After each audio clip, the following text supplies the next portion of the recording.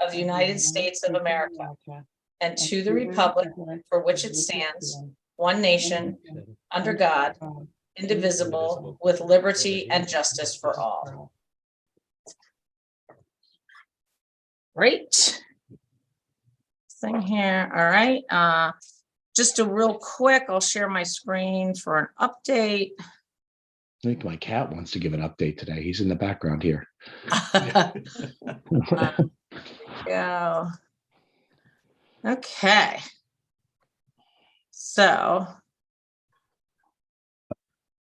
I don't know what happened there. Is that working? You can see it?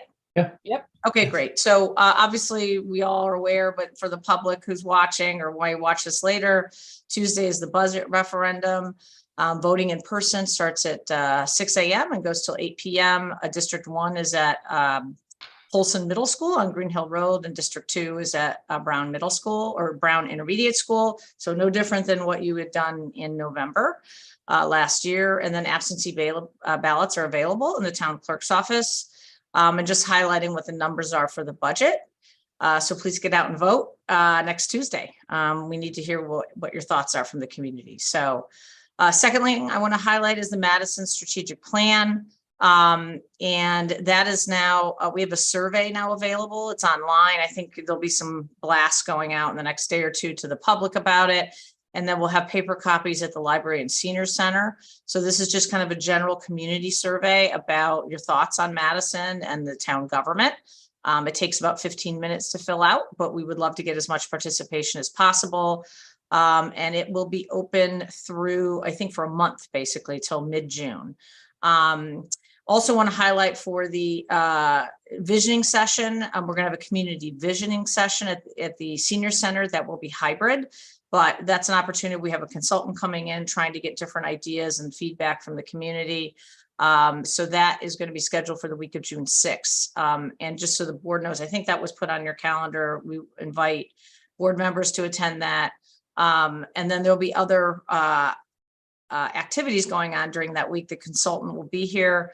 They're going to be conducting some focus groups. So people might be getting an email invitation to participate in a focus group. And then you also might get an invitation to for a one-on-one interview, and those are going to be just handled over a Zoom or remotely by the consultant, and that'll start probably in the next couple of weeks. So, so a lot of just activity going on with that. We did receive a number of applications for the advisory committee that we can appoint up to 3 public members.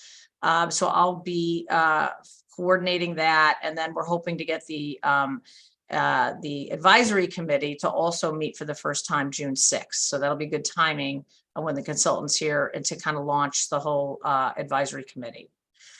Just want to highlight some technology initiatives that have been going on. And I know there's been some bumps in the road on this, but we're launching a new web-based agenda center for meeting minutes and agendas.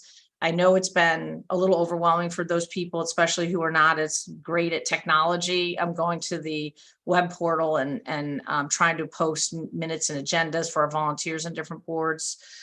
We are working to make things more streamlined and simplified. And please just reach out to staff if you do have any issues or concerns about the technology that we're using. But it was really important because we were getting things in from volunteers that was kind of all over the map in terms of format, structure, and we have to comply with a lot of FOIA requirements as well as ADA requirements. So it was taking, you know, a lot of time for the staff to actually then have to transition this and make sure different things complied. So we're trying to make it more streamlined and easier overall. But so far the feedback is it's not necessarily easier. So we're going to kind of tinker with this over the next month.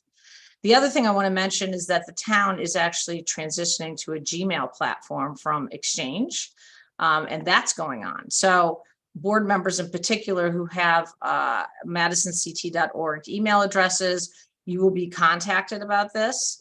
So your email address will stay the same, but internally, our calendars, our email platform, Google Drives, we're going to be transitioning to that format. That is something that I think is going to be really exciting for staff because Microsoft Exchange Outlook has been a bit cumbersome for us and a little outdated.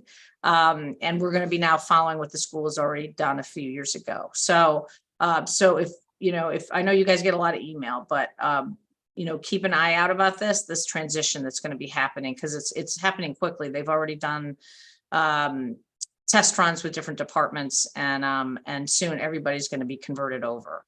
Also, just want to highlight, last week, Congressman Courtney visited just to highlight some of our federally funded projects, including the dog park. $20,000 came from ARPA funds, and that ribbon cutting is on May 20th. The playground at the surf club, that was also through ARPA funds. And a big chunk of it is done, but there's more to come on that. Some things were on back order, but you'll see there's all new playground equipment down at the surf club. We went ahead and opened up what had been completed so far, so that at least we have a majority of it done for the busy months that are coming up for use on that playground. And then finally, it's just the Firehouse EOC project, which we received $2.5 million of congressional directed spending. And that is now kind of, we're moving forward in a full planning phase, and the board will be briefed on the status of that project soon, but that's a big, exciting project downtown, where the firehouse is going to be adding several bays for their larger trucks, as well as emergency operations center is going to be built on top of that as a training room and a permanent EOC for the town. So exciting new project. And then finally is just want to remind people the Memorial Day Parade is this on May 29th, Monday, May 29th. And there'll be a parade now, but the parade will start at Stop and Shop and end at the town green this time. I know in the past, just like we did last year, but I know historically it was a much longer parade that went down to the cemetery. Now there are ceremonies and being scheduled before the parade at the cemetery and at West Wharf. And those details we'll put up on the website. And then the parade will kick off, and then we'll have the typical gathering as we always do at the green after the parade. So that is my update. And with that, I guess open up to liaison reports and selectmen comments. I'll start out with the Academy Community Center report. The committee has met 3 times in the last 4 weeks. It's a very exciting moment for the committee. The architect is due to deliver some preliminary sketches to us by about June 1st. So the selectmen and the public will get to see the first set of ideas from the architect, I guess just about 3 weeks from now. That's exciting. Any other updates? I don't know if we've had a lot of time for board meetings since our last meeting. No. I have one. Yeah. So I attended last week the Madison Youth and Family Awards Night, which was sort of the 7th annual community awards. And congratulations. So they had some really lovely speeches and winners, a mix of community members and high school students. So this year's award winners were Lily Flaherty, who was the Starfish Award winner. Millie Marcus was the Hero Award. Mike Marino, the Advocacy Award. Perry Strabley was the Humanitarian Award. Reby Wall was the Youth Leadership Award. And then First Congregational Church received a Community Asset Award. And Gail Dufour from What's Cooking received also a Community Asset Award. So it was really well done. And I just wanted to make sure that we gave each one of those award winners their due. So that is it. Great. Okay. Anybody else? No. Okay, great. Well, moving on then. We can open up to citizens' comments. Do we have any hands raised for citizens' comments? No hands are raised. Okay, great. All right, we'll move on, and there'll be an opportunity at the end of the meeting. If there's any members of the public that want to make comment towards the end of the meeting, you'll have a chance. So right before adjournment. With that, moving on, I guess I'd like to make a motion to approve the consent agenda as presented. So moved. Second. Any comments? No, ma'am. All in favor, say aye. Aye. Aye. Okay, great. Moving on, and is thankful for the continued donations from neighbor to neighbor. Just want to point that out. Yes, yes, There's yes, been yes. fantastic. Item number 6, I kind of threw this on here, Scott and Bruce, but you know, if you haven't had a chance to get together on this yet, on the additional members for the facilities, let me know. I put it up there. Bruce and I have a long list of topics we have to talk about. Okay. Like it grows by the minute. No, we have not. We have not. Okay, all right. If we could try to target the next meeting then, because I know that committee's probably wanting to get moving forward. So we need to pick the chair and the 2 okay. And I meant to reach out to you about that last week to say I was going to put this on there. And so I forgot to do it. Okay, great. We'll move on to item number 7. Well, I guess we'll agree to table it. Item 6. Item number 7 is discuss and take action to revise the meeting schedule for June. Our meeting, which is scheduled for June 13th, is the Polson graduation ceremonies that morning, so I have to be at that. And Jacqueline, yeah, that was one I was like, can't miss that. And it's at 9 a.m. So I was wondering, I think Jacqueline sent out 2 options. I don't even remember what those options are right now. Jacqueline, what were the options again? Yeah, the options were, sorry, June 12th, Monday, June 12th, which is the day before, Right. or It was the week before, right? The Monday. yeah, or was it the Okay. 26th? Sorry, I should have had this up. Jen and Al both said they were good with either. I think I did too. Okay. The other one was the week before, right? And doesn't that mean then we'd have to have a special meeting Ye- versus a regular meeting? Yeah, right? so Tuesday, June 6th at 8 a.m. or Monday, June 12th at 7 p.m. Okay. I would say my preference would be the night before. If people are good with that. Yep. Let me just That works. double It's check. an evening meeting versus a morning. Yeah, that was the thinking, because I think we do have quite a bit of things coming up that we're going to be voting on. So it does give us another evening meeting for voting too, which would be good. You know, for some of the bigger ordinances, you know, it gives us that option. Yep, we might have a resource conflict. The room is, I believe, booked by the Republican Town Committee. Correct.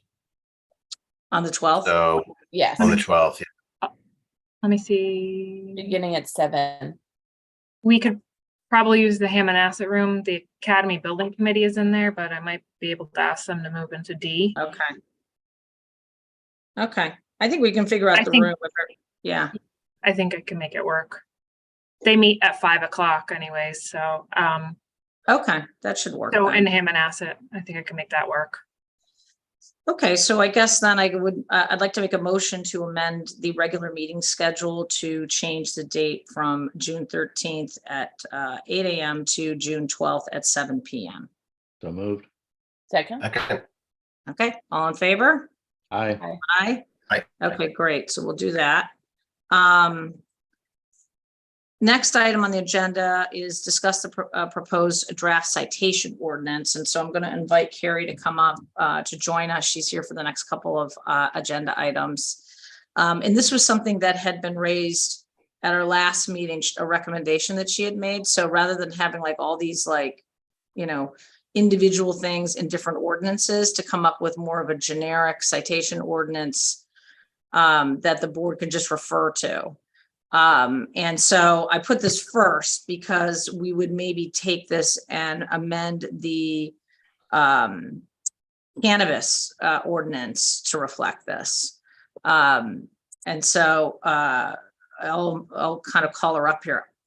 We didn't get a chance to, so a draft went out. It was just a kind of a preliminary draft that was in your packet. And maybe she can just talk through it. And then how this applies, I think this would cover a couple of other different ordinances, but it would just streamline it. And then if the board wants to change the dollar amounts, the process, who's the citation person or whatever, then it would be easier to do. And I think she's joining us. Oh, there you are. Hello. Good morning, everybody. Good Morning. morning. Good morning. Carrie, can you just explain this again a little bit more? Because I know this is going to touch on a couple, this would mean updating a couple of ordinances, right, to refer to this, or? Right.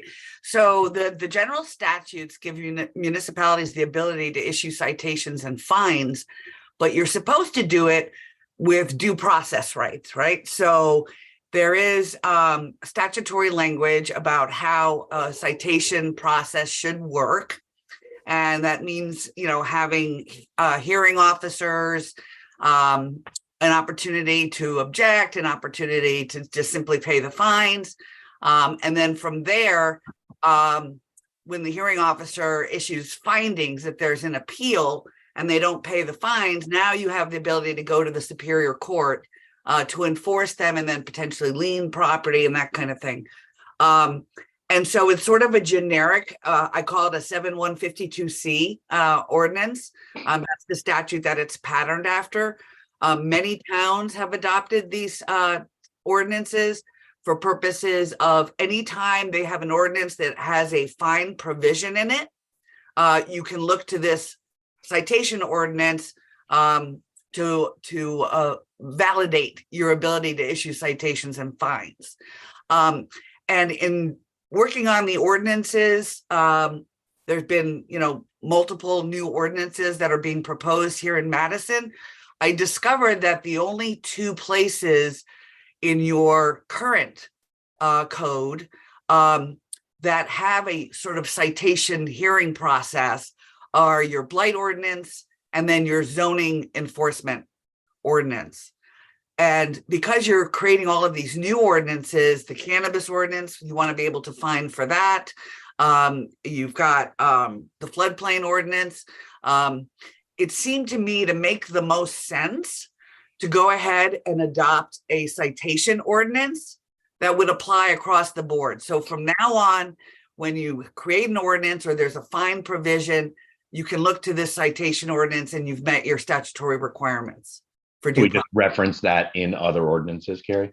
Yes. And that was one of the questions was how do we sufficiently do that so you're not going back and recreating the wheel in every ordinance that you have? And I was going to suggest that maybe a preamble to the citation ordinance that basically says it applies to any ordinance in the town of Madison that for which citations and fines may be issued. And then, but also actually reference it in your new ordinances as you go forward. So you'll see in the draft ordinance of, for example, the cannabis ordinance that we revised after the last public hearing, I do refer to, I assumed that you would probably adopt the citation ordinance, and I do just simply refer to it. Couple questions, because I know, that when we have, like, for example, if somebody, we have a salon ordinance, I think, right, that the board put in place. I think that was prior to when I had, where we go in and inspect Health related, yeah. Yeah, health related. So would that, like, would that impact that as well? Like, so I'm sure there's some fines, like any kind of health related inspection that is done, or is that state health code? So again, for the salon ordinance, I'd have to actually look at it. I assume that's enforced by your health director. Is that correct? Yeah. Okay. And so I would want to look at the ordinance to be sure.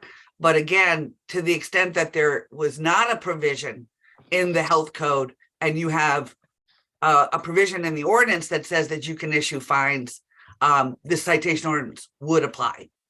Okay, so, but if there was something in the health code, like, or one of the things we're talking about later is floodplain ordinance, we're referring to the building code now, right? So that, this wouldn't apply to the floodplain ordinance, would it?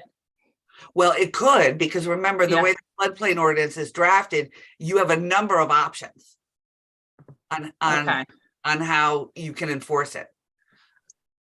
Okay, so we would have to think that through then a little bit and kind of go through each. Because I know, like, you know, so you're appointing, or we were appointing then one hearing officer that would handle all the different citation processes for the different ordinances, or we would have one hearing officer who would be that person? Yeah, and again, you don't have to have the same hearing officer for every matter. You don't have to, you would appoint them if there was an appeal, if somebody filed an objection.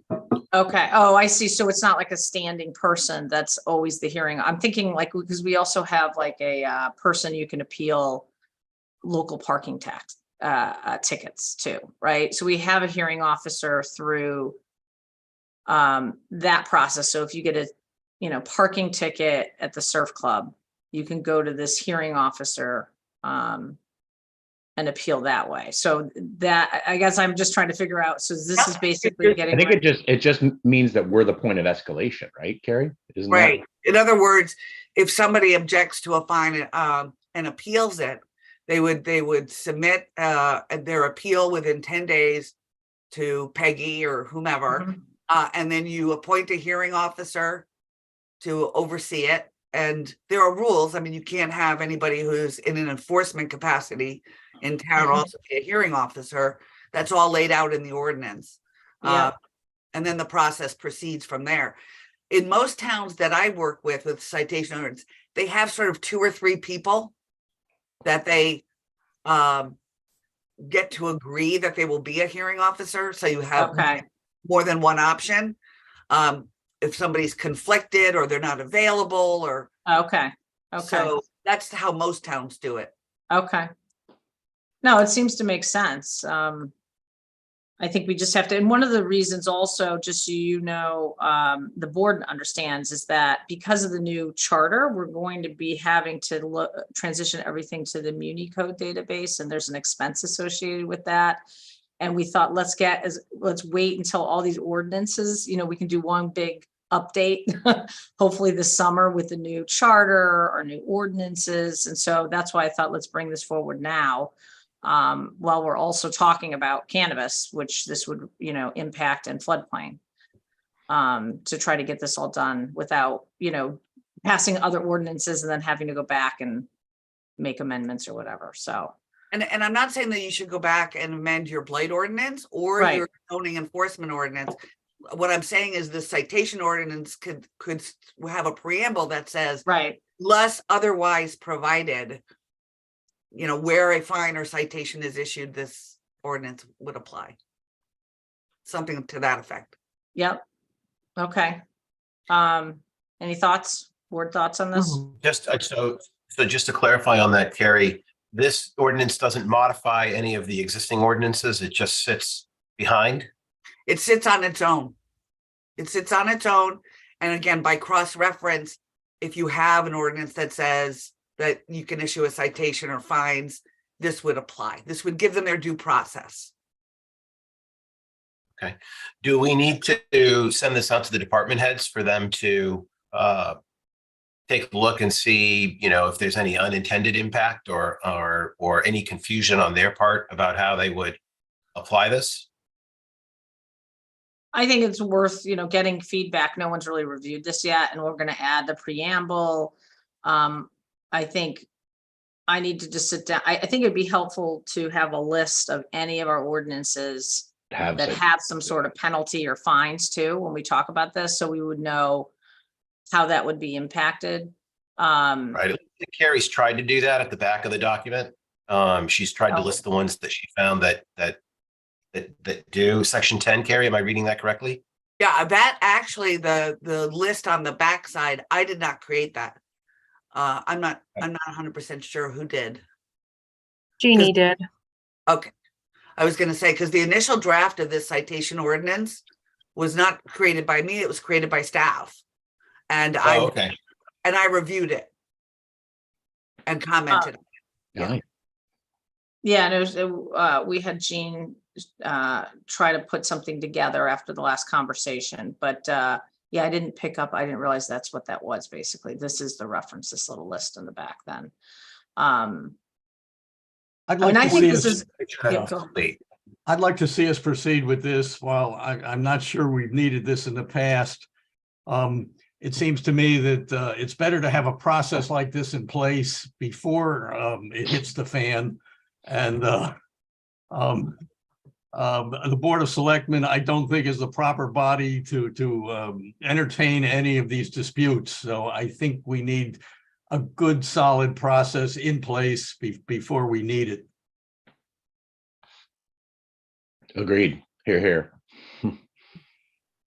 I think it's Yep. especially important at this point because you are creating so many new ordinances that have a fine provision in them. So it just makes the most sense to have the uniform citation. It's either that or you have to recreate the citation hearing process in each ordinance individually.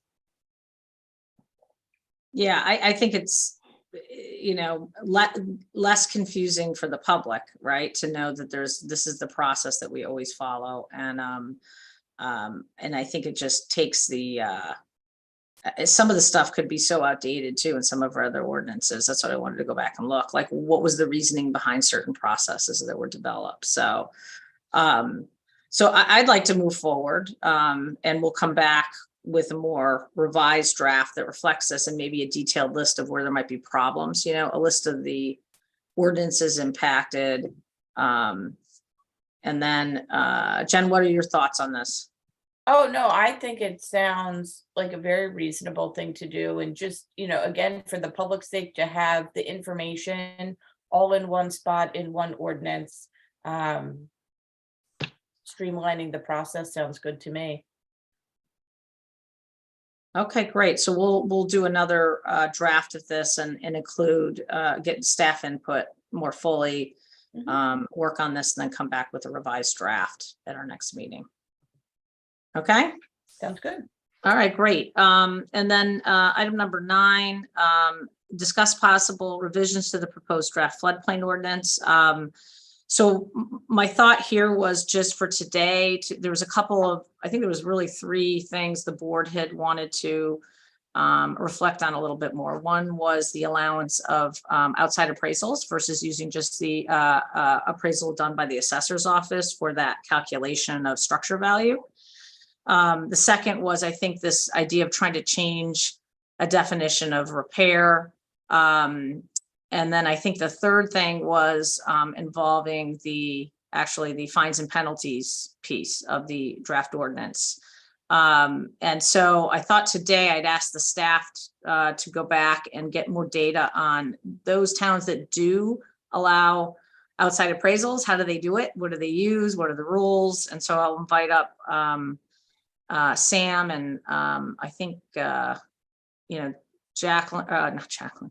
Aaron and John Anako. John Anako is the floodplain administrator, and then Vinny, who is involved in drafting this. And I think they did some research. So we'll have them report back to you on that.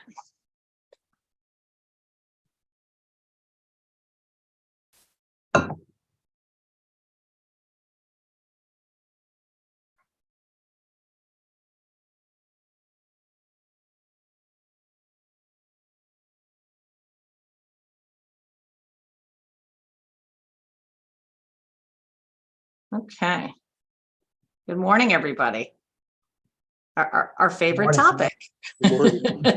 So I don't know who would like to kind of summarize. I know you guys had talked last week and came up with some data points. Somebody? Yeah, Vin, why don't you go? You called around to the. Yeah, I mean, Okay. We had a meeting last week and went over a few things. One with the outside appraisal, using, other towns do use some appraisers here and there. All of those other towns also have a longer look back period associated with that, using that one. Right now we have a lower look back period, so we're already staying below whatever the most towns are doing now, being at the 1 year. With the outside appraisal, we're also looking at more administrative work, interior, and we're all extremely busy now, let alone, go doing all that. And Um, let's see, one other thing that I did notice,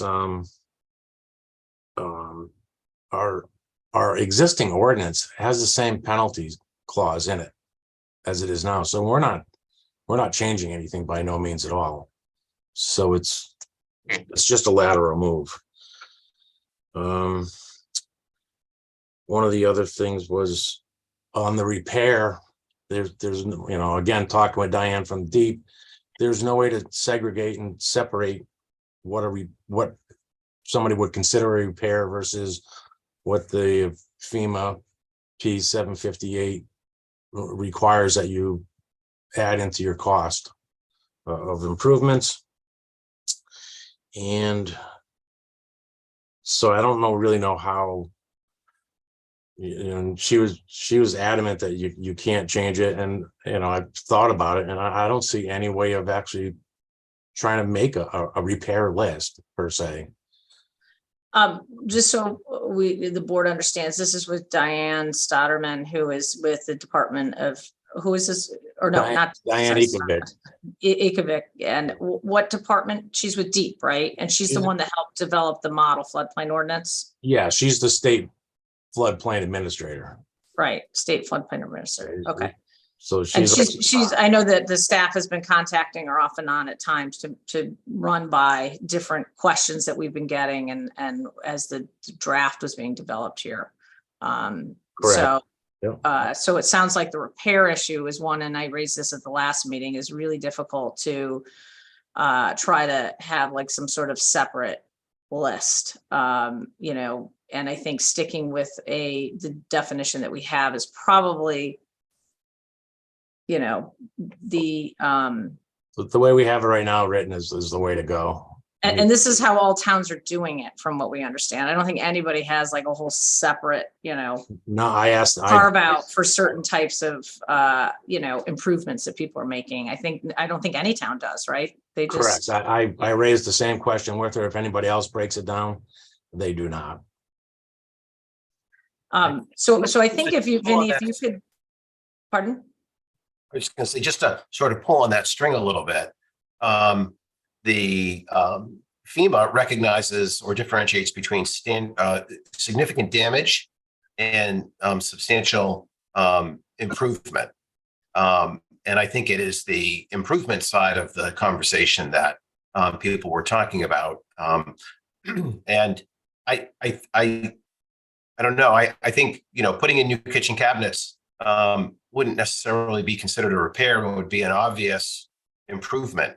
So the idea of separating them, I think there are a class of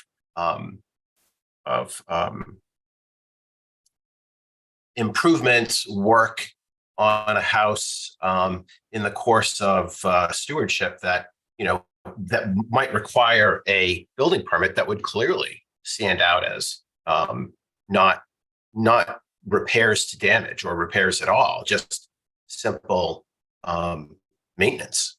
Yeah, but I think, Bruce, your roof gets blown off during a hurricane. Right. Okay, so and that's a significant value in terms of your structure value. My Right. understanding is that you got to tear your house down and rebuild. FEMA is not allowing you to. That's the understanding. I know that they're practicing in other states just through conversations I've had down in like Florida and stuff. So I think, I don't know where I know that FEMA talks about it, I think in a different part, but in terms of the practicality of implementing the 50% rule for building permit applications and things, I don't think, there's no examples. We can't find anything. And actually, maybe Carrie can weigh in here a little bit. Then you're saying there has to be a triggering event, right? Well, For the event happens, and then you can then do these repairs. Yes. And you could make the argument too that a roof could be looked at almost two different ways too, right? Because you could also just repair your roof. It has nothing to do with a disaster. So Well, and actually FEMA talks specifically about this, going up and repairing a roof as not a triggering event. What's unclear in their handbook is how much of the roof. They talk about replacing shingles and making repairs, but they don't say, is it 1% of the roof or 50% of the roof Right, or right. or what? But acknowledging the irony of triggering a floodplain ordinance over a wind event. To carry that example forward, Peggy, would be the person who has a 30-year-old roof with 30-year shingles on it, and it's just time to replace the shingles. Right? They're not otherwise damaged; they're just worn out. They're at the end of their useful life, and the that event then triggers some sort of house raising because they just want to keep their house from leaking when it rains. I think the problem with this definition is that there's, if you do try to separate them out, it requires a lot of work, which I think is what I'm hearing from our town employees here. So that's one thing. But two, there's a lot of gray area. Yeah. So I would imagine legally, I see Carrie nodding her head, but I would think there's a ton of gray with just defining what goes in what bucket. And then we expose ourselves. Not to mention, you're changing a consensus standard from the feds and the state. It's almost like changing like the NFPA codes. You're taking a consensus document and we're putting in our own language. And to me, it's just a recipe for disaster and litigation. Well, and to add to that, we need to be consistent with the federal definition. We can't stray from what's in that definition. I know you're referring to the desk reference, but we have to go back to the actual the law, which defines substantial improvement and substantial damage, which we do in our regulation as well. We also separate those out. But the federal definition is any reconstruction, rehabilitation, addition, or other improvement of a structure. That's broad. That doesn't give you that ability, as Vin indicated, to break out pieces. That is all inclusive in that federal definition, and that's what we have to be consistent with. Yeah, and just to be clear, I'm not proposing any redefinitions. I don't think that's a lever that we have available to pull here. The only thing that we could explore would be having two sets of look back periods, and the document seems to give us the prerogative to consider that. And I appreciate that nobody else is doing it, but it doesn't mean it's not a good idea. But if we have 1 year look back, I don't think it really. That's And I agree that the comments that we've heard from the public seem to be content with the 1 year. So right. Agreed.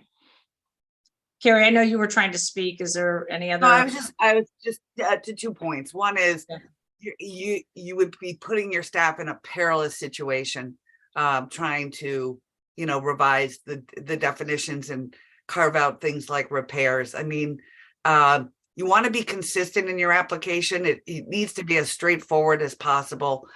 So that's one thing. And the other thing I was going to say is, with your only 1 year look back, anybody who really wants to sort of game the system just has to wait a little longer to do all of their improvements. I mean, a year is really not that long. So they could do a roof 1 year, and then if they want to do something, the next year, the roof isn't going to count. So I think you're being consistent with the federal regulations. You're making it easier for your staff to implement.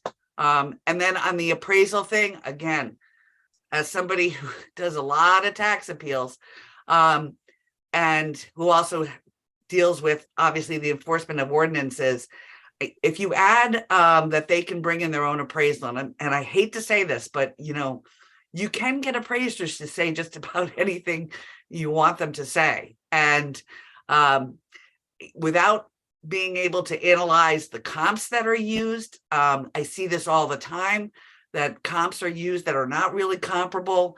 You're asking your staff in enforcement to determine whether the appraisal is valid or not, or you're telling them to just take it on its face. And I think the reason for using the assessed value by your assessor, using the fair market value set by your assessor, is that is in and of itself an appraisal as well. And if somebody hasn't appealed their fair market value for the tax appeal, then they've accepted that that's the value of their house. And so in my mind, again, it's a bright line rule. You know, if you haven't appealed your taxes, you've agreed that's the fair market value, and that should be, for ease of implementation, the standard. I think going down the route with individual appraisals is problematic. Those are my comments as a lawyer. So we've moved on to the appraisal topic, which is originally one of the things I thought that the staff was going to get some examples. And I don't know if it was Aaron or Vinny or Vinny, you called around, right? So you spoke to towns who do have appraisals. Allow for that. What is their process? Well, it's they'll accept it. But you know, the several guys that I spoke to, they don't know if it's a good appraisal or not, because they're not appraisers for starters. So they're just accepting a number. It's not like we can take that appraisal and bring it to our assessor and raise their taxes up. The only thing that would be good about using the appraisal is when they came to try and to appeal their assessment. You could, that's the only time you could actually use that appraisal is in the assessment appeals process, and nowhere else. Well, but I guess the question I have is the process that when somebody applies, right, for a building permit that is in the floodplain, the default is still to use the assessor's appraised value, correct? Correct. So that's the default in all those towns. It's not like everybody who applies submits an appraisal, right? Correct. So then are they then reacting and saying, here, you can't do your project, and then they go out and get an appraisal that says, yes, I can?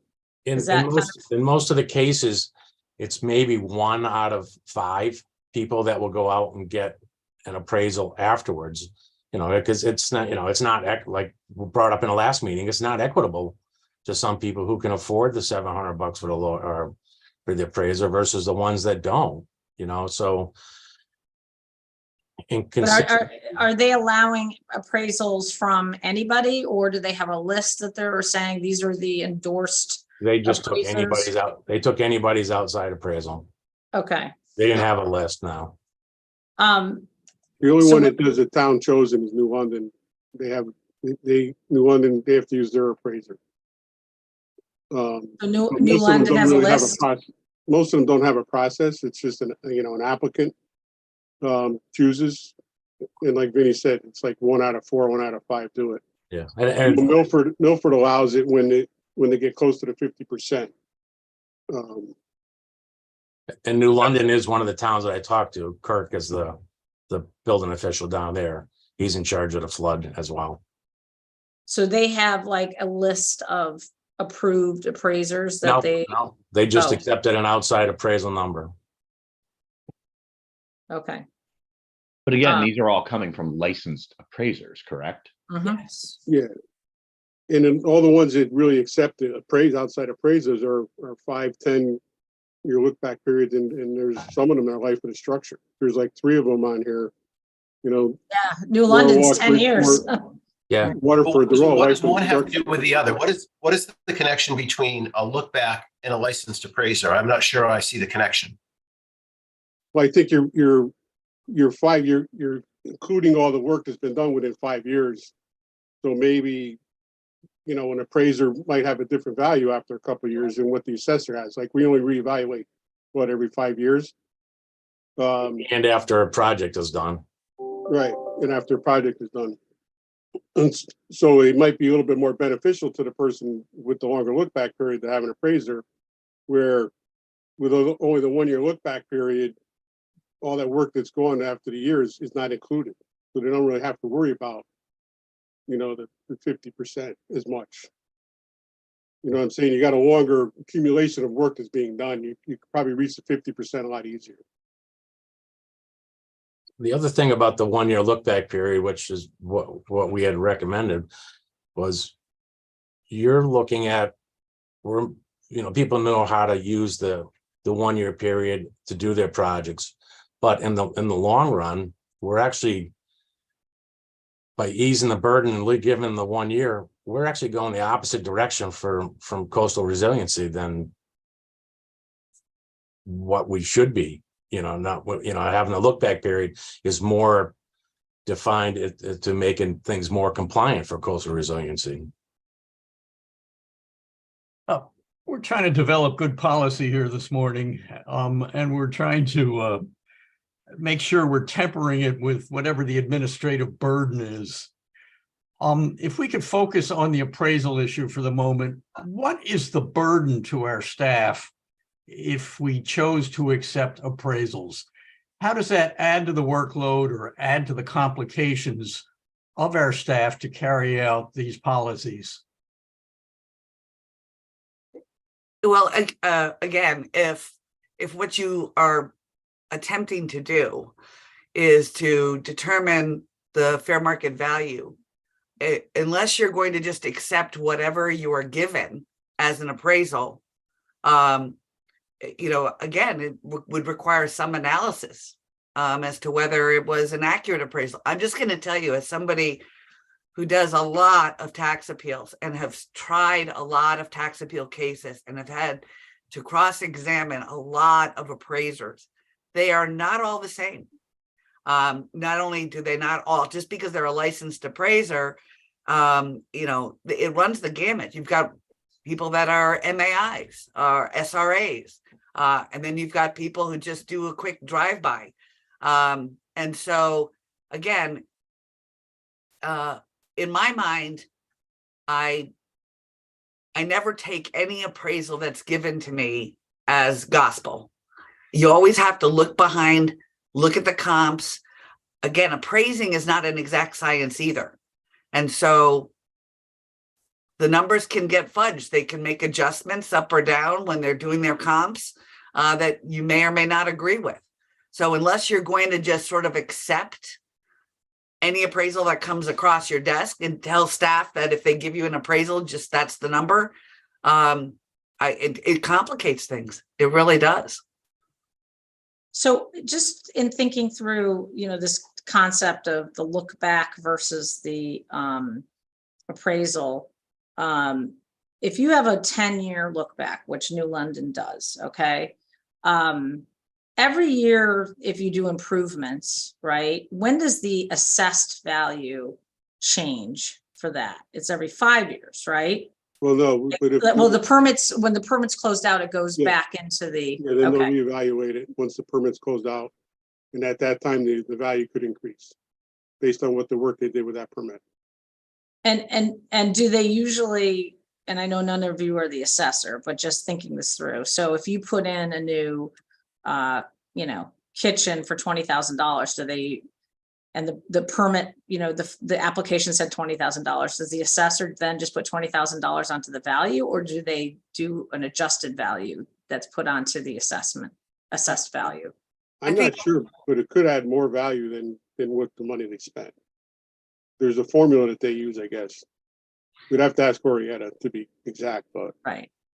So the argument is that, if you're doing improvements every other year, that is going to be reflected in your assessment. Right. What happens is when there is a significant improvement where a building permit gets taken out, that kind of thing, they have a right to issue a certificate of change notice to increase the value of the property. And they're supposed to do that. If there are improvements, they're supposed to go back and issue that. Right. That starts a whole new appeal process. So they don't like that, they can appeal that. And you should know that people can appeal their fair market value every year, even though the revaluation period is 5 years. Right. You can appeal every year. Every year. But also, but the usually though, then the value of the land, right, is where the every 5-year adjustment comes from the reval. No, They're not touching the land, are they? I mean, I'm just saying, like, if you get your value, your assessed value, and then over the next couple of years, you're building and adding to your house, right? So your structure value might go up, but the assessor isn't going out and changing your land value, right? So the well, land value is kind of static for each of the period every 5 years. pretty much, yes. Yeah, I would say okay. that's true. So that's I'm the just other trying thing to, with the appraisal, that's the other thing we have to make sure it's just the structure that they're getting the appraisal on, and they're not adding in value from the property. because I think a lot of times people think, value, but structure, how the assessor does structure value and how an appraiser does structure value is going to be very different than how they look at the land value, right? And when you do comparables analysis, you tend to not being able to differentiate between the two sometimes. So anyway, I was just trying to understand that. So Isn't that the point, that the appraisal done for the purposes of establishing a grand list are done differently than, say, what a real estate agent would do? I understand they're not necessarily a licensed appraiser. I'm just, using them as an example, or an appraiser, that their exercise is done for different purposes. The town's appraised value doesn't obligate the homeowner to sell their property for that amount. It doesn't obligate a buyer to pay that amount. The free market is the final arbiter of what that house is worth, and is in effect the ultimate appraisal of the property.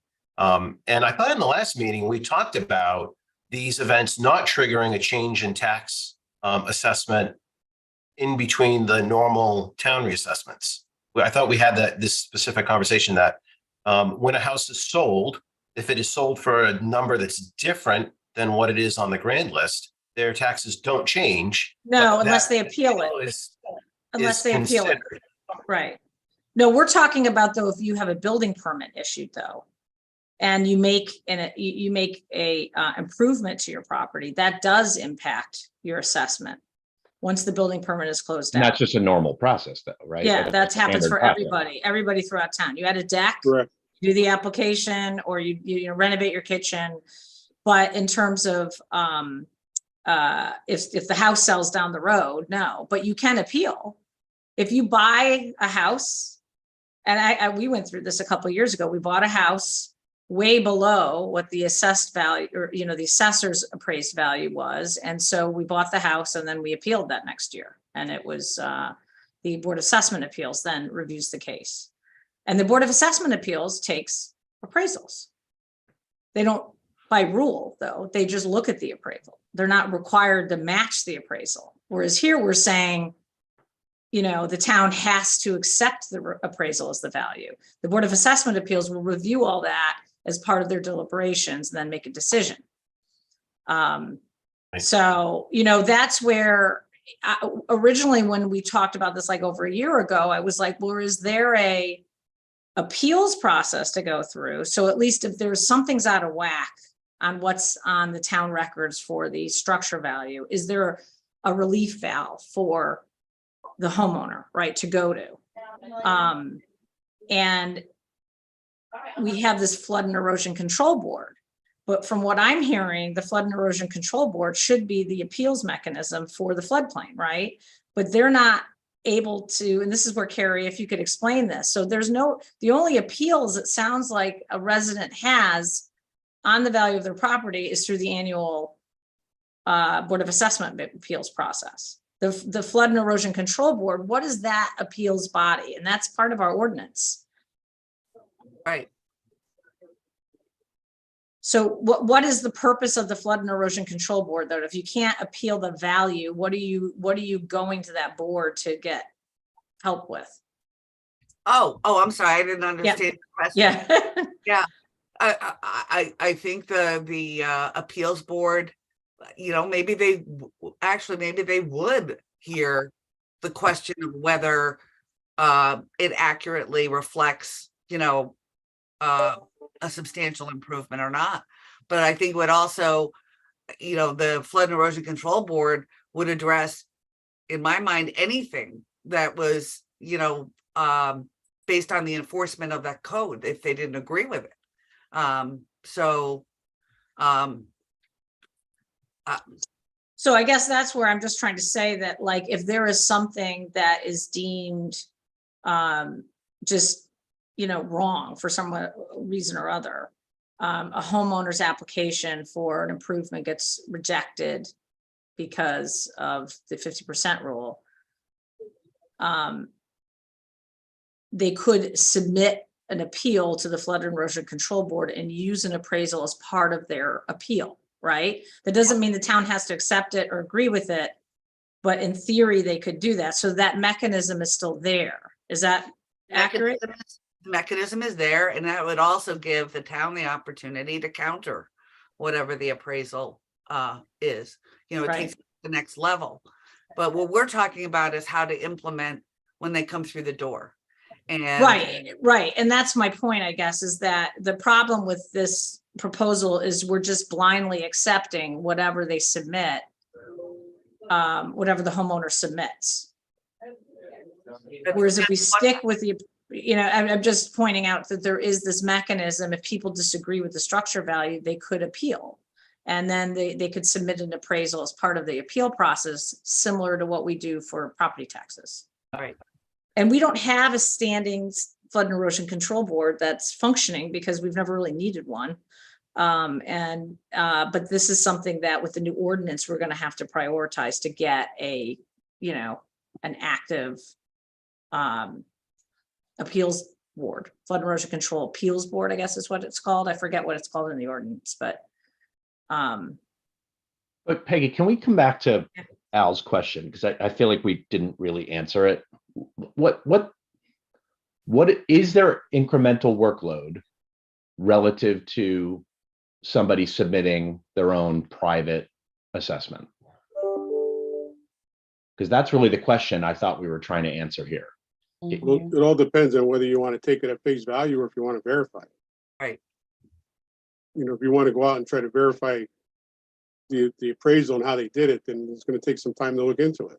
If you want to take it at face value, then there's really no impact. But And your So research, if we were to establish in advance the base set of credentials that we expected from an appraiser, and they're licensed to practice under those credentials, wouldn't we just accept the number? I would think so. Gary, I'm not going to pick on you, but you're a licensed attorney. I'm jaded. I'm jaded. Authorized no opinion. to practice in the state of Connecticut. When you give us an opinion, we don't then say, well, we're going to have to go and verify Carrie's opinion because, who knows? We in good faith, we rely on your credentials and your experience. But if the numbers are way out of whack, it's like anything else. People are going to try to game the system. They're going to pay. They have the ability to pay for the appraiser. They're going to try to game the system. And if the numbers are way out of whack, you really should be looking into it. But I get that, but I'm jaded on this. Maybe I've just handled way too many tax appeals and dealt with way too many appraisers. And I see the variation in the quality of their work. There are definitely appraisers out there that are licensed that will, make adjustments in favor of the client who's paying for the appraisal. I see it all the time. I wish it was not the case, but there are appraisers out there that I do not find credible. And I'm jaded, but that doesn't mean that, if that's your decision. It's up to you. I'm just I telling you. just want to highlight again, the town does not, through the tax appeal process, blindly accept submitted appraisals. We don't just accept, the Board of Assessment Appeals does not accept it and say, okay, and then adjust their taxes. So the mechanism is the appeals process and the deliberation of the Board of Assessment Appeals. And then they may give partially some of it. They may give all of it, the reduction, or they might just reject it, reject the appeal and deny it. So whereas here we're saying basically we will blindly accept the submission of an outside appraisal in replacement of our assessor, which is not the practice that we do through our tax cases. So once again, this is, other towns do it. So it is a board decision and we can allow it in this process, but just keep in mind, it's not really following the same practices we use for tax appeals. So not to create more work, but should we, when an application comes in, look and see if they've actually appealed their taxes to have them lowered before we accept anything?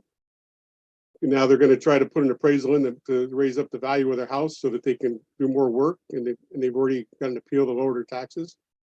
Yeah, I think to your point, Sam, you'll notice in the citizens' comments that they specifically said they want you to accept an appraisal, but they don't want you to use it for purposes of setting their taxes.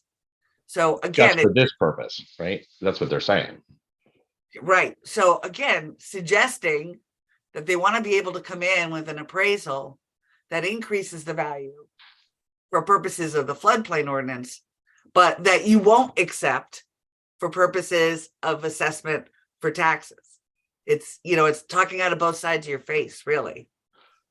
Well, Carrie, does that provide a possible avenue for a creative solution? I realize our Board of Assessment Appeals has a very narrow charge and it has to do with taxation. But could we use the Board of Assessment Appeals and their expertise for a second and independent kind of exercise? If someone wants to come in with an appraisal for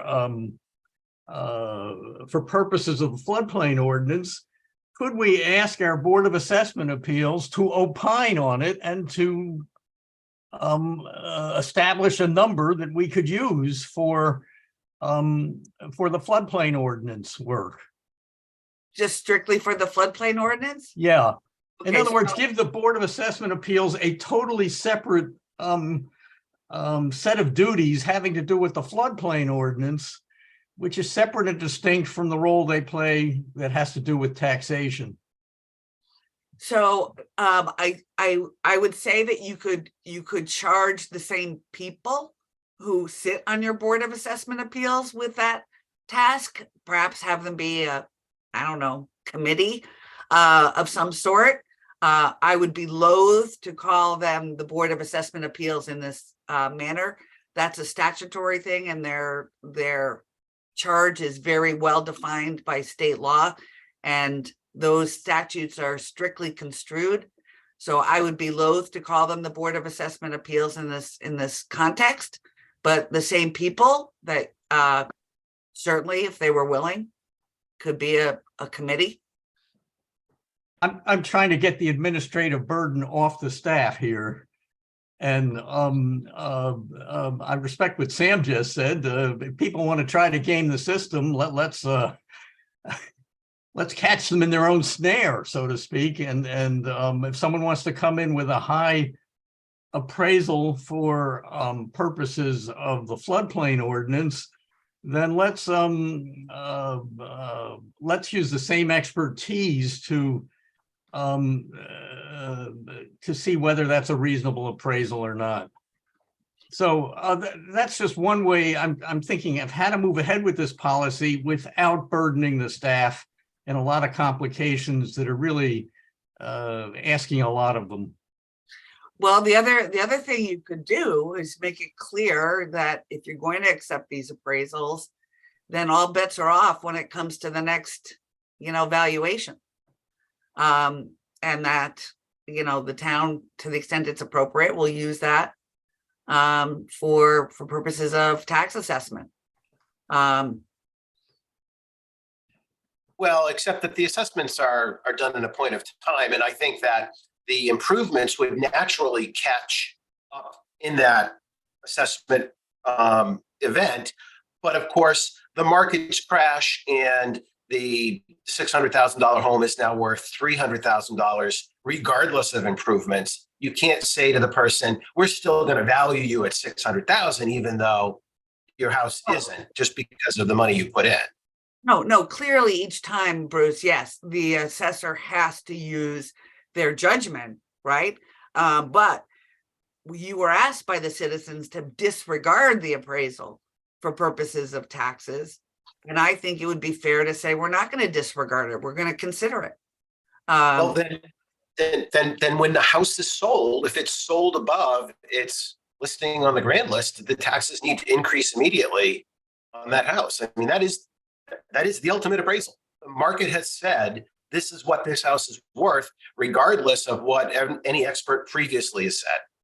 That's true. We No, don't but that's do that. not an event though at the town, Bruce. I mean, somebody doesn't come in and say, okay, now, like I said, they can go through the annual appeals process to change their taxes. They have a right every year. That's a triggering event. You know, you buy a new house or you feel like the neighborhood values have gone up or down. Few people are going to come in and say, wow, all my neighbor's house sold for more. I want to raise my assessment, right? They're only going to do it if there's a drop. So I don't know. I guess I'm still struggling with we have a appeals board in the ordinance. So there's that process that they can go through if they disagree. But, you know, once again, I think, you know, other towns allow this blanket acceptance of a certified appraisal. And we can do that. It just, I think that the points that the staff is raising is that was, I think, allowed more because they had such a long look back period. So they needed some mechanism to be somewhat relevant to what the values were today, whereas we have a 1-year look back. So you're resetting the clock every year. Every year when you apply, if you apply 2 years after you did some improvements, that's going to be reflected in your structure value because the permits are closed out, the assessor adds an adjustment to your structure value, and it's now in that number that John would be calculating, correct, John? Because they're taking the field cards every year for each property. Right. At the time of application, we pull the latest field card. I'd like to step back just one spot here. The consistency that's been done for well over 20 years has been using the town assessors. I mean, I've been here 14 years. We only had one outside appraisal, and that was really to challenge one property. And other than that, I've never heard of anybody even asking for an appraisal. So, and with the 1-year look back period, we're, you know, again, extremely lenient and allowing the homeowner to be able to figure out how to do improvements properly without exceeding the 50% and using the 1-year look back period.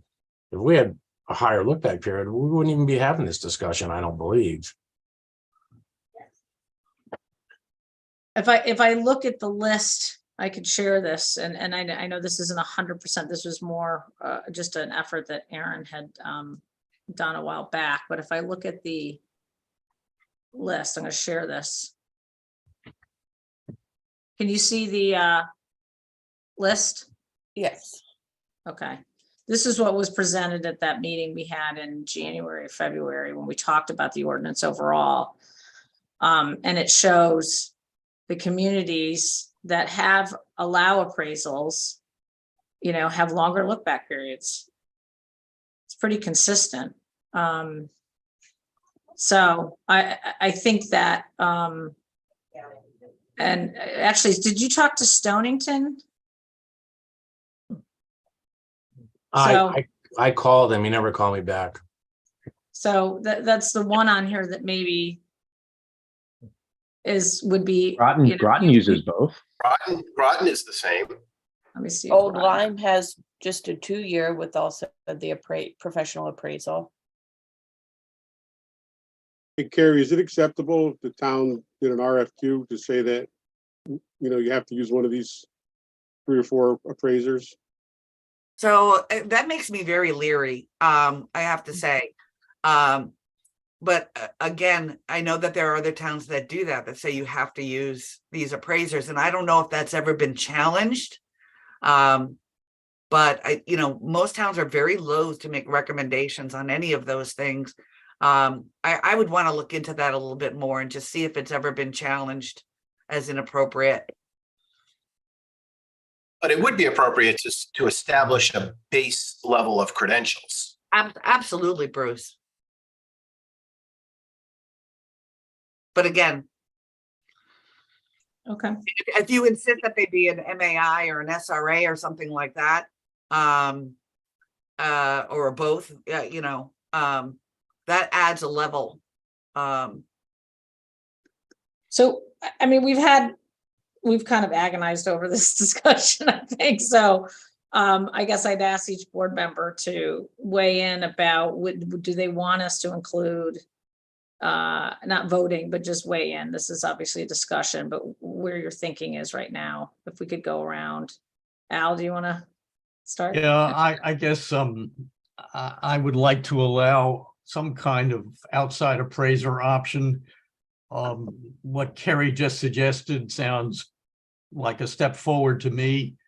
My comments in no way should be taken to mean I don't like our assessment process, but there are so many unique features to everybody's individual property that I believe we do need to have this other avenue for folks to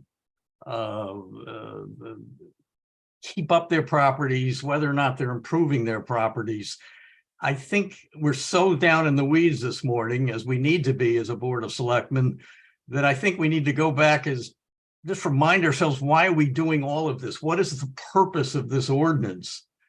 And my sense of it is we're trying to encourage people to take care of their properties in the present with an eye towards the future. And I feel the fewer obstacles we put in their path, the better. Mhm. So I'm in favor of adding this outside appraiser option with as many qualifications on it as Kerry can come up with. Okay, Jen, I'm just going around what's on my Okay. screen, so.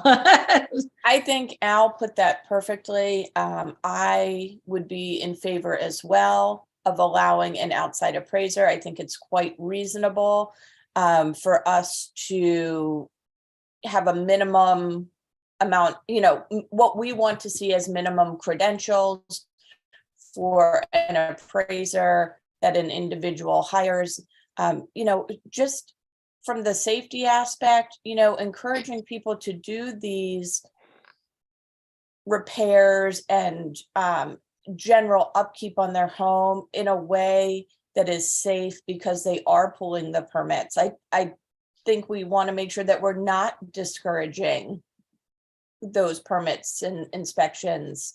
So I am in favor. Okay. Scott?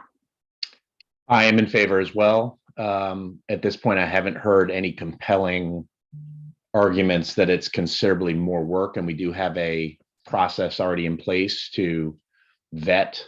Again, we're talking just the structure here as opposed to the full property, which I think is an important delineation here. And I like the idea of minimum credentials, but I am supportive. I probably know where Bruce stands, but go ahead, Bruce. I'm going to shock you all and say that I agree. And I'm just going to add the context that we've heard this is a relatively small portion of the permit applications that would seek to avail themselves of this. So it's not going to by and large change the way most of the permits are done. And I would also say that having established a base level credentials, we should then allow the building officials to accept that and not have to second guess it. If we find an individual or a practice that is consistently doing something funny, then I think we need to look at what our options are with that. But I wouldn't burn that bridge until we get to it. I also think too, guys, I mean, the reality is we could put a stake in the ground now, and if we see a significant amount of gaming of the system, we can always change it. So to me, this is, a point in time right now. So Hopefully, may I have it suggest- I'm sorry. No, I was gonna say, hopefully we won't have to go through a 2-year, I don't know if I could go through this again.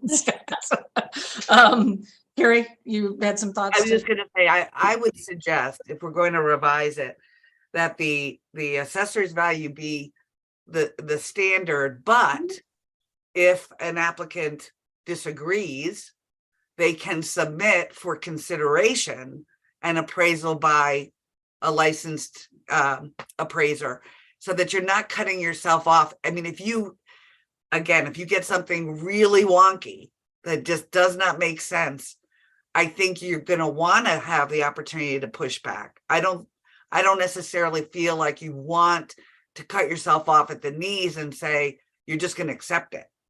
But I throw that out there for your consideration.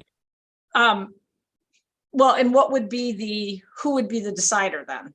The town, like in town, would it be the Flood and Erosion Control Board? Would it be hopefully not this office? So I think at first blush it would be most likely Vin. okay. At first blush, and he might say, this doesn't look right to me, this is really far off. And then then maybe the town gets their own appraisal or something if they really feel that it's, all I'm saying is the likelihood of it happening maybe is very slim. But I would just hate to see you cut yourself off at the knees if you really were suspect about Right. something that came in. So Okay. I like you that. recommend- I can support that. I think that at least gives us a little bit of a catch-all too. So Yeah, I just want to make sure recommending we're the not setting Vin up for some sort of I don't want to say conflict, because I'm sure Vin's not afraid of conflict, but if we push this authority onto him, we want to make sure that we're backstopping that properly. I don't actually agree with that. I think that having established credentials, the 1 in 20 years, as Vin said, right? He's seen this once in 20 years. I think, we're worried about an exception that may not happen very often. exactly. Well, and you should know that what you have in place right now already, what they've been doing for the last 20 years is just using the assessor's valuation. So that's been the standard practice, right? Right. But we have a very outspoken and rather large group of residents who would like to see it changed. No, So- I'm not disagreeing with that. I'm not disagreeing with that at all.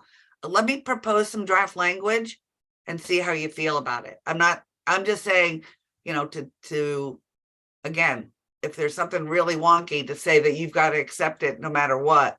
Well, we just sort of put Vin on the hot seat here. So I kind of want to hear from Vin. What do you think? I mean, if in fact, do you want to just accept an appraised value, or is it better to dig under the covers if you don't agree with it? I would prefer to stay with the same consistency we've had for 20 years and using the town assessor's number. I think that once you open it up and you allow the additional appraisals, actually their existing ordinance actually semi allows it, just nobody's ever done it. So now by allowing them to do it, once it hits the street and they know they can do it, you're going to definitely see more gaming of the system, but that's just my personal opinion. The existing ordinance refers to this Marshall Swift, which is no longer. So the town, I think that, you raise a point, Ben, is that whenever this was drafted many years ago, there was an allowance to go somewhere else if the number on the, the assessor's number didn't seem reflective. So that this Marshall Swift calculation was in there, which is no longer really an active resource. So there was like another path. Well, actually, the Marshall Swift was the path. And Well, it because- was, yeah, And because it was defunct, yeah, the existing ordinance allowed the town to adopt another method of, and this is the method that was adopted, was using the assessor's number. right. So I guess though, I think we've all, obviously I have to wear my administrative hat, and I would say, I side with the staff in terms of consistency, fairness, everybody treated the same. And it's the way we've been doing it for 25 years. But as a homeowner, if I wear my homeowner hat, obviously I look at it as, hey, I'm just trying to make my house safer and better make it a better home. I'm investing in Madison. I'm investing in my home. And so why am I have all these hurdles to go through just to make improvements to my home? So I see both sides. And so given that the will of the board is clearly going in the direction of wanting to allow these outside appraisals, I think then we craft some language in there. But to Carrie's point, there's got to be some way that we can pull back if something is wacky, right? So I just want to think that through, and maybe we have two options to look at the next meeting about how to address. One is just allowing the appraisals as is, and the town is forced to accept them. That makes Vinny's job way easier. Let's face it, right? There's no putting him on the spot, having to make, but there's got to be some sort of check in this for the situations you've seen in Carrie in your career. For things that are, completely out of whack. With Carrie's draft language, would there be multiple or at least two credentials required by that one individual? Well, I think you could send some suggestions to Carrie about what, knowing what say, here's what I think you really need to have in here. No, I meant for the appraisers, Yeah, for the appraisers, Yeah, exactly. base level credentials. Yeah, absolutely. Yeah, I would send her some suggestions. Well, I don't know anything about them, so that's why I'm asking the question. Yeah. Well, no, I thought you had some. No, things, so, okay. I'm just asking if Carrie's proposal is going to add like two credentials, not just one singular I credential. think maybe we should talk with Orietta and ask. Yep, and ask Orietta. And Yeah. maybe she can come up with some suggestions so that we know we're getting.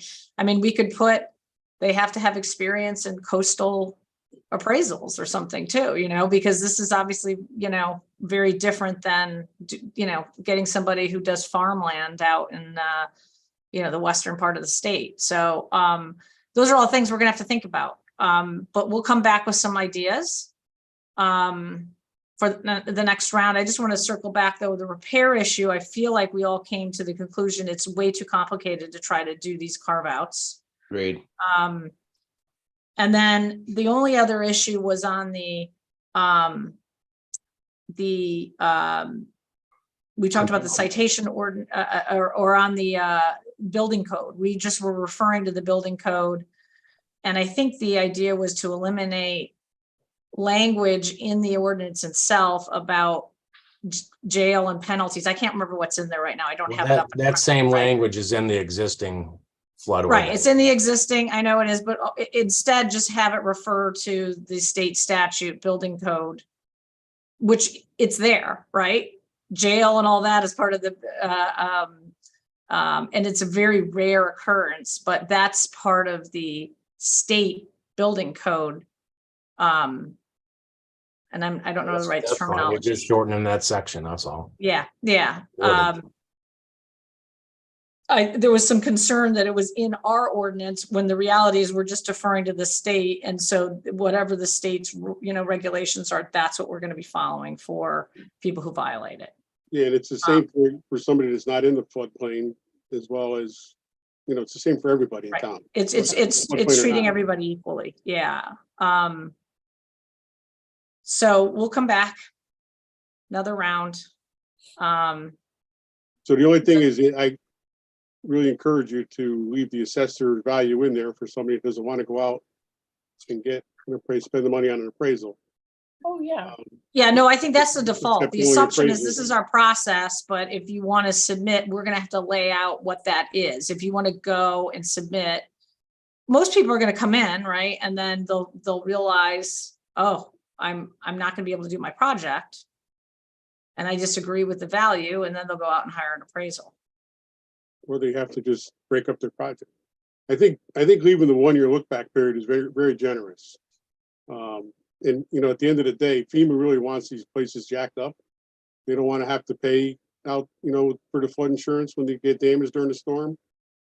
I know that they've left an out for people that obviously can't afford to jack it up, but really at the end of the day, they want it to be able to comply with the flood elevation.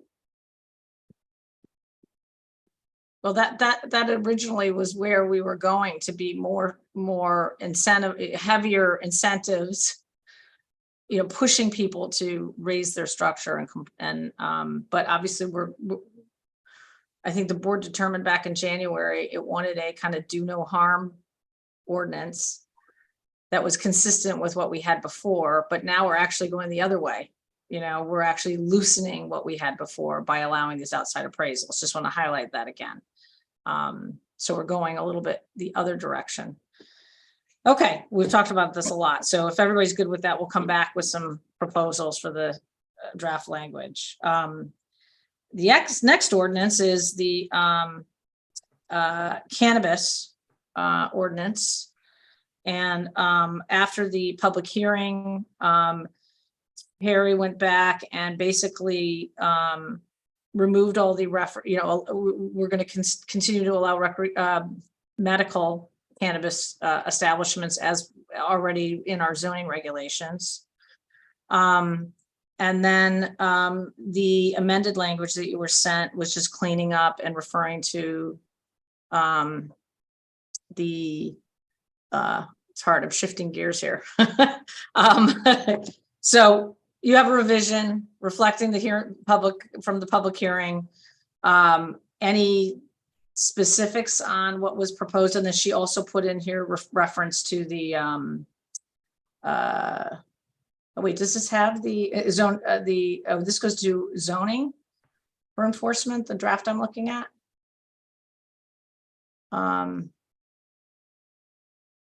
I thought we were referring to the citation.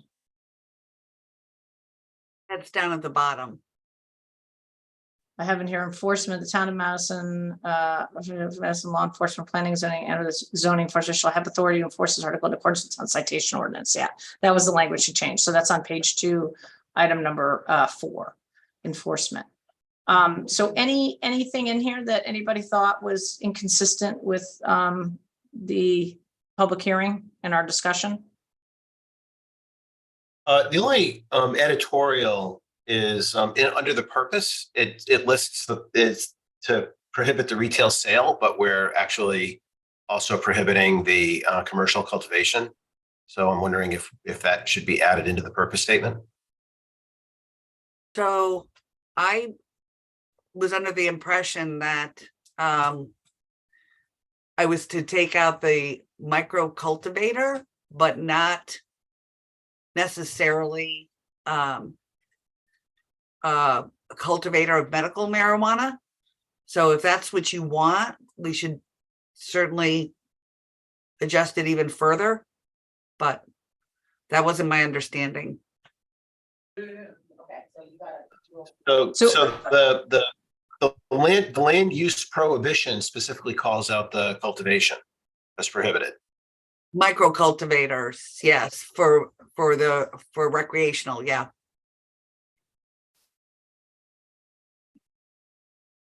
So you're saying that the medical, our zoning regulations, do our zoning regulations allow growing, cultivating cannabis for medical purposes? Do we allow that? Yeah, that's what, okay, so that's why. That's Bruce. covered in B. Medicinal cannabis exemption. Cultivation, processing, dispensing.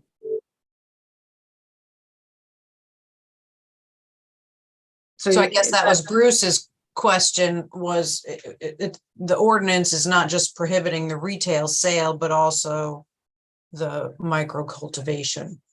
The micro cultivator is literally the person who grows a few plants on their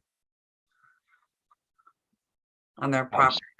Or manufacturing. Yeah, I guess retail. By definition, it's small number of plants. That's allowed. We can't prohibit that, a small number. of Right. So not the micro. Okay. So But- Peggy, you asked me to take the micro cultivator out. So again, you all need to tell me what your decision is. I'm happy to adjust it in any way, Well, shape. I guess I'm a little confused. We can't prohibit somebody from growing a small number of plants in their house, right? That's allowed. Right.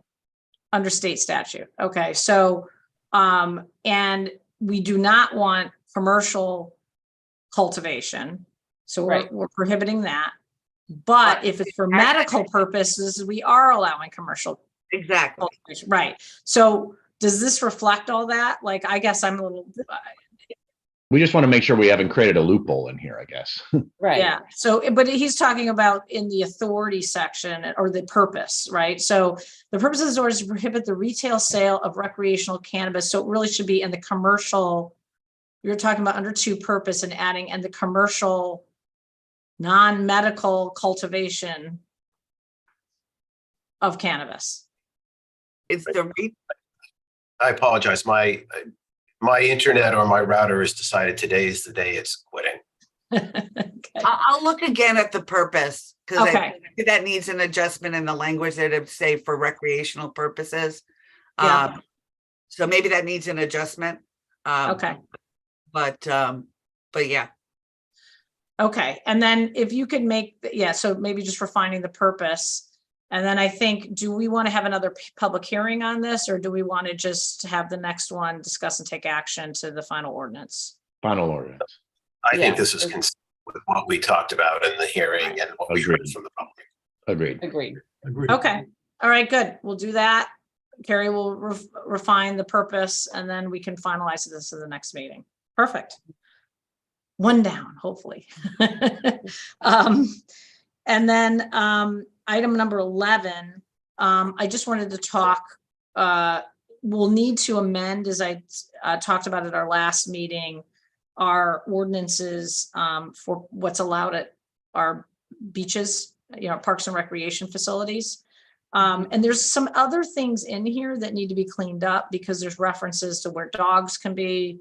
Obviously we have a dog park, we also do allow dogs at the town, the swimming beach down at the surf club, but you have to get permit for that.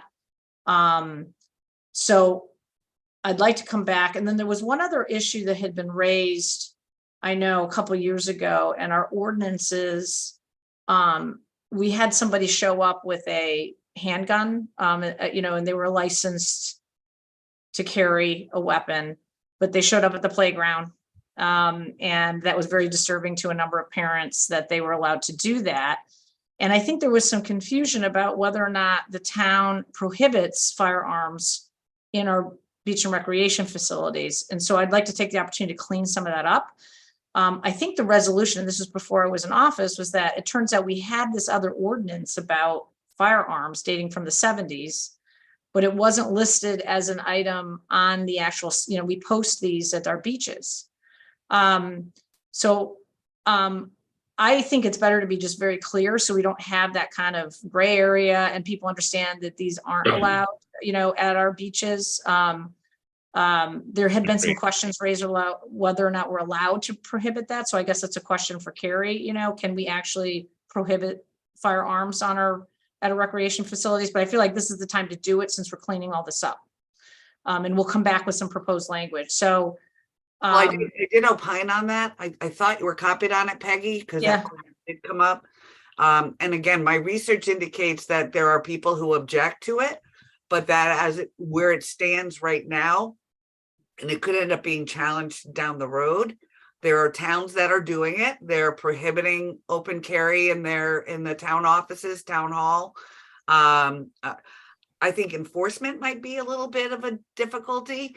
But notwithstanding, as it stands right now, my position is you do have authority to do that. This could be challenged down the road constitutionally, and things could change. But I think if anything, given circumstances that we're living in today, that I find it hard to believe that there would ever be a situation where a town could not prohibit the open carry on in a public park.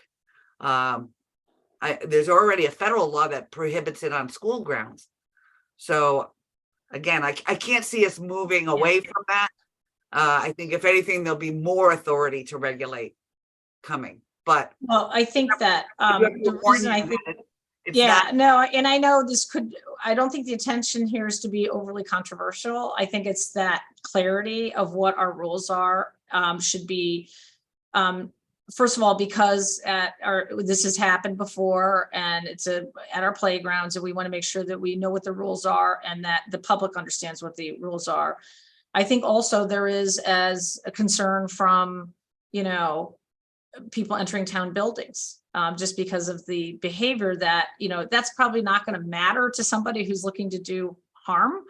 But if somebody sees that, how does staff react to that? And what do we do? Are they allowed? Are they not allowed? And it could be that the individual just doesn't know the rules either, right? They're coming from wherever and they decided to stop by town hall. They carry and they wanted to come in and pay their taxes or whatever. So I want clarity on this, so that everybody understands what our rules are. So obviously that's a bigger topic, but then there's all these little things in terms of the ordinance itself that we need to clean up, including, prohibiting the smoking of cannabis products. Because right now our ordinance just talks about tobacco products. So I did propose some language for that, Peggy. I don't know if it, because you did ask me to do that. Yeah, no, I did. I saw that. And that was just an amendment, but that's where I said, okay, let's hold off and make sure we need, if we're going to redo the ordinance, we should update it for a number of things. Because I know the dog thing was another thing we were talking about. Doesn't matter the dog park's opening and that we do allow dogs in the swim area, so we want to be clear about that. So I just want to get some board members' thoughts on this. Specifically what, Peggy? Well, on the firearms issue. I would certainly wouldn't mind hearing from the Board of Police Commissioners on this, but my sense of our public is folks want to feel safe when they're out in public, and they don't want to have their anxieties raised by seeing people walking around with firearms. I will, one other point I want to make. I did, in addition to doing my research, spoke with a former chief of police to confirm, and his position was also that there is authority to control guns on public property.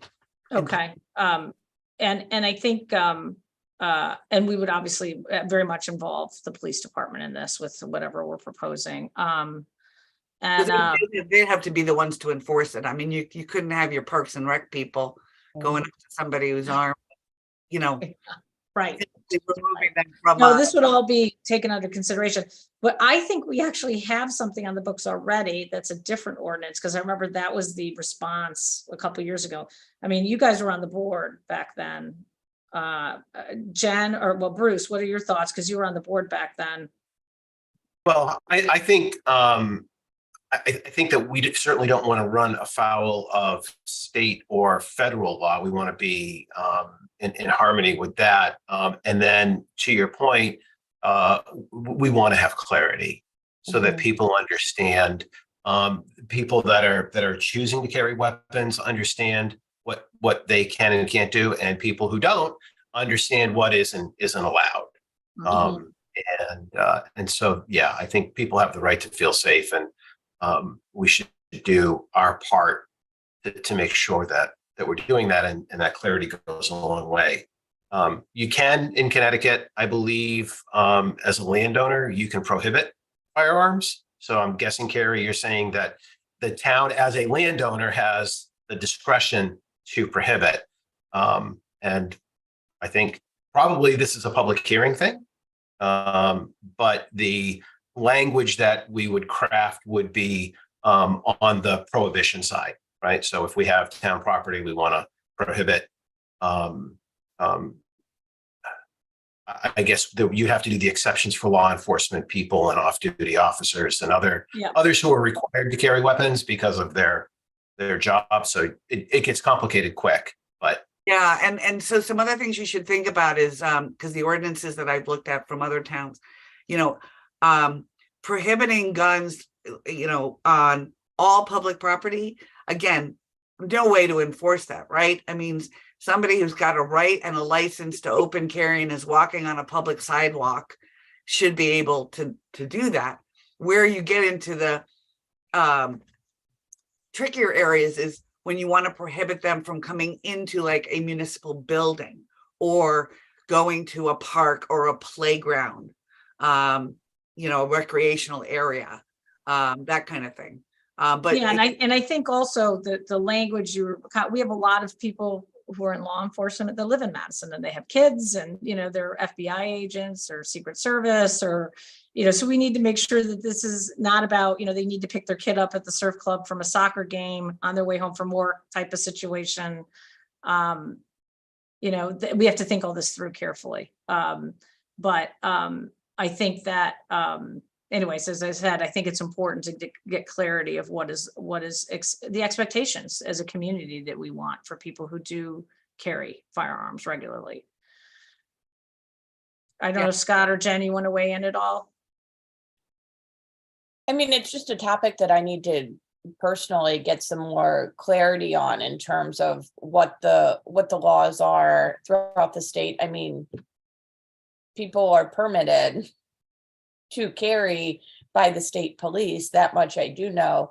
So just making sure that I agree to Bruce's point that we're providing that clarity for the people that do choose to carry, that they know when and where the town finds it to be appropriate, but for also the people that don't prefer to do that, they know what people who do prefer are allowed to do. I mean, we just need to make that clear.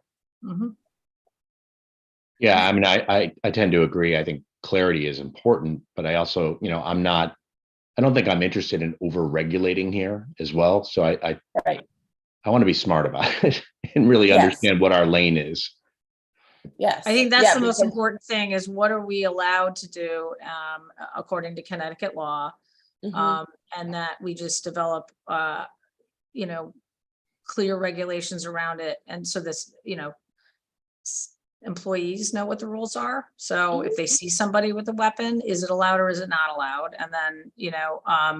And then, also with the public, what the expectations are for the public. So unfortunately, because now I think with everything that's been going on, which is weekly now, and it's everywhere, there is people who have a lot of anxiety about this, so seeing somebody with a gun a lot of people used to not think much of it, but now, you might be creating panic attacks, and, seeing somebody show up at the playground with a gun, being armed.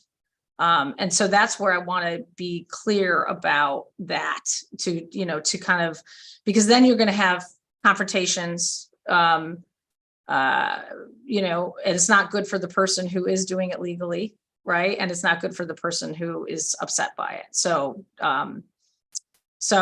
not to make big, I don't think this board ever wants to be super controversial here, but I think clarity is the goal of this, so that we all understand the what's allowed and what's not allowed. And I will carry, I can't remember what ordinance it was that was referred to. You'll have to dig around. It had something to do with like hunting on town property from the 70s, but it talked about firearms prohibition. Oh, okay. Yeah. So, I just don't remember what the ordinance was. So there is something on the books that actually does it, but, and so it might not require us to do anything except notify people, right, that ordinance exists. So, we'll dig around and find that what was referenced, because I remember talking to somebody about that. Okay, so, with that, we'll be coming back with some proposals there and another discussion. And I guess we'll move on to citizens' comments. Any hands raised? No hands are raised. Okay, well, with that, I move to adjourn. So moved. So moved. All right, all in favor, say aye. Aye. All right, thanks, guys. Aye. Okay. Bye.